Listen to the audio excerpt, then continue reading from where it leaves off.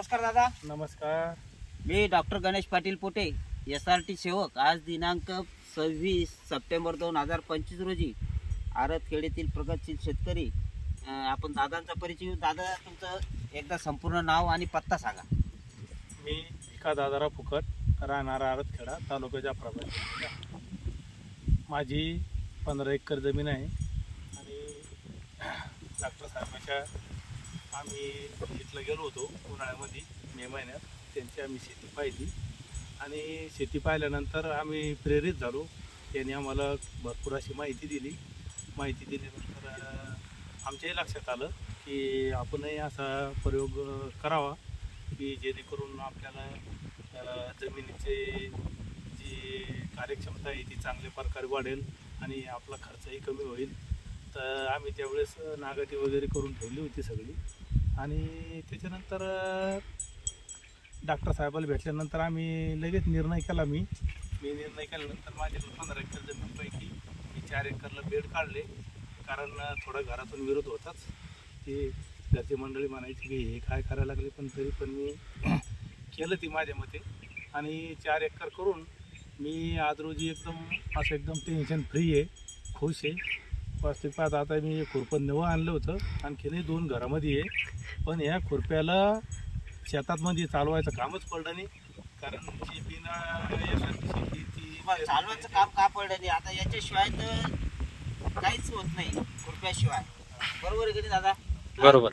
शेतकऱ्याचं म्हणजे मेन हत्यार आहे. हो, हे असल्याशिवाय आपल्याला शेतीच करता येत नाही. बरोबर. पण तुम्ही म्हणता की याचा तुम्ही वापरच केला नाही. याचं कारण काय? याचं कारण म्हणजे मी यासाठी केल्यामुळं मला याची आवश्यकताच पडली नाही. मला कोणत्याही प्रकारचं मजूर आणायची गरज पडली नाही. कारण माझी कपास शेतमध्ये मला तणनाशकवर, ग्लायफोसेटवर मी सगळं काही नियंत्रित केलं. त्याच्यामुळं मला याची आवश्यकता पडली नाही. आपण आता पारंपरिक पद्धतीमध्ये ज्या आपण वखराच्या पाया देतो, कोळपणी करतो आणि दर 4-8 दिवसाला 15 दिवसाला आपण तणाचं नियंत्रण करण्यासाठी या खुरप्याद्वारे आपण तणांचा बंदोबस्त करतो. हो, बरोबर. पण तुम्ही या ठिकाणी खुरप्याची आणि सुद्धा तुमच्या जमिनीने लावलेले नाही. तुम्ही ग्लायफोसेट, स्वीप पॉवर अशा या तणनाशका वापर करून हे जे तण आहे तुम्ही जागच्या जागेवर कुजवलं. बरोबर आहे? कुजवलं. आणि या ठिकाणी तुम्हाला काय फायदा दिसून येऊ लागला आज कपाशीमध्ये? तुम्हाला कपाशीमध्ये मला खताचं प्रमाण कमी, फवारणीचं प्रमाण कमी आणि त्याच्यामध्ये माझा मालही एकदम जबरदस्त, एकदम असे कैऱ्या लागलेले, झाडंही एकदम चांगले, एकदम मी खुशी आहे, आनंदी आहे. आज या ठिकाणी आपण बघू शकतो की दादांनी बेडवर कपाशी लागवड केलेली आहे आणि या ठिकाणी बघू शकता ह्या प्रचंड कैऱ्या आपल्या या ठिकाणी लगडलेल्या. आता जवळपास नाही म्हटलं तरी एका झाडावर जवळपास 40-50च्या पुढेच कैरी पक्व झाली आहे का नाही? आणि कपाशीची क्वालिटी पण एकदम सुंदर आहे. पाती फुल येणे चालू आहे आणि कुठल्याही प्रकारचा अटॅक नाही. आता तुम्ही या कपाशीला फवारण्या किती केल्या आणि खताचे डोस कसे दिले तुम्ही? खताचे डोस जर सांगायचं म्हणलं तर मी याच्या अगोदर 2 डोस दिले. तर एकरी 10-26 ची एक बॅग, फक्त एक बॅग एका वेळेस. बरोबर. 2 डोसला 2 बॅग दिले आणि आतापर्यंत साध्या 3 फवारण्या झाल्या आणि 4थी फवारणी करायची उद्या. आज एवढ्या कमी खर्चामध्ये आणि कमी खतामध्ये तुमचा हा जबरदस्त असा हा कपाशीचा प्लॉट या ठिकाणी बसलेला आहे का नाही? सुंदर या ठिकाणी कपाशी आलेली आहे तुमची. आता तुम्ही जी पारंपरिक पद्धतीने जे पिकं घेत होता, कपाशी असेल बाकीचे असेल, तर त्यामध्ये तुम्हाला उत्पन्न किती निघत होतं समजा कपाशीचं एकरी अंदाज? एकरी आता मी स्वतः 20 वर्षापासून शेती करतो, तरी माझं जास्तीत जास्त 6 ते 7 क्विंटलच्या उत्पन्न वरती गेलं नाही कपाशीचं. आणि सोयाबीन 4-5 असं याच्यापेक्षा वरती गेलं नाही. पण ह्या वर्षी तुम्हाला अपेक्षित उत्पादन किती आहे या क्षेत्रामधून? समजा एकरी किती उत्पादन मिळू शकतो तुम्हाला? एकरी तरी माझा अंदाज आहे की ह्याच्या अंदाजानुसार 9-10 पर्यंत जाईल. तुमच्या म्हणल्याप्रमाणे समजा 9-10चे ॲव्हरेज या ठिकाणी येईल. पण मला तर असं वाटतं की आज दादांचा कपाशीचा हा प्लॉट बघून तर यांचे उत्पादन हे 17-18 क्विंटलच्या कमी येणार नाही. कारण आज तुमच्या झाडावर कैऱ्यांची संख्या प्रचंड आहे, पाती फुलांची संख्या भरपूर आहे. हो त्याच्यामुळं खूप म्हणजे तुम्हाला उत्पादन चांगल्या प्रकारचं मिळणार आहे.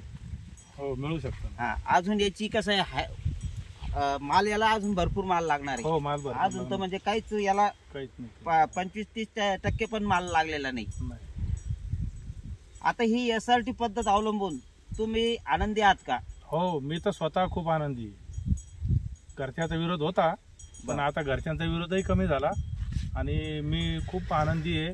मला कोणत्याच प्रकारचं मजूर माझ्या शेतामध्ये आलं नाही. बरोबर. तुमचा जो दरवर्षी मजुरांवर खर्च होत होता तो यावर्षी तुम्हाला काहीच करण्याची गरज गरजच पडली नाही. आणि याच्यात जी कोळप पाळी जे बैलाचं आहे ना, जे तुम्ही काम करत होता तेही तुम्हाला या ठिकाणी काय करायची गरज पडली. बरोबर आहे की नाही? आता शेतकरी लोक म्हणतात की बा दरवर्षी नांगरणी करायला पाहिजे, रोटेटर करायला पाहिजे, तरच माल येतो. हा, तर या ठिकाणी तर तुम्ही कुठल्याही प्रकारची नांगरणी नाही, रोटेटर नाही, काहीच नाही न केल्यामुळं तर तुमचा सुंदर असा या ठिकाणी कपाशीचा प्लॉट बसलेला आहे. तर दादा तुम्ही शेतकऱ्यांना काय सल्ला देऊ शकता बरं? नाही, शेतकऱ्याला सल्ला देण्यात कमी मोठा नाही, पण माझ्या या वर्षीच्या नवीन SRT मुळे मला एक असा फायदा झाला की बा ही जी पद्धत आहे ही प्रत्येक शेतकऱ्याने ही पद्धत अवलंबायला पाहिजे आणि स्वतःचा वैयक्तिक फायदा करून घ्यायला पाहिजे या मताचा मी आहे. कारण मी मागच्या 25 वर्षापासून शेती करतो, पण यावर्षी शेतीत मला असे अनुभव आले की मला कसल्याही प्रकारचे कोणते मजूर किंवा बैल कोणत्याही प्रकारचा आऊत मला माझ्या शेतात आणायची आवश्यकता पडली नाही.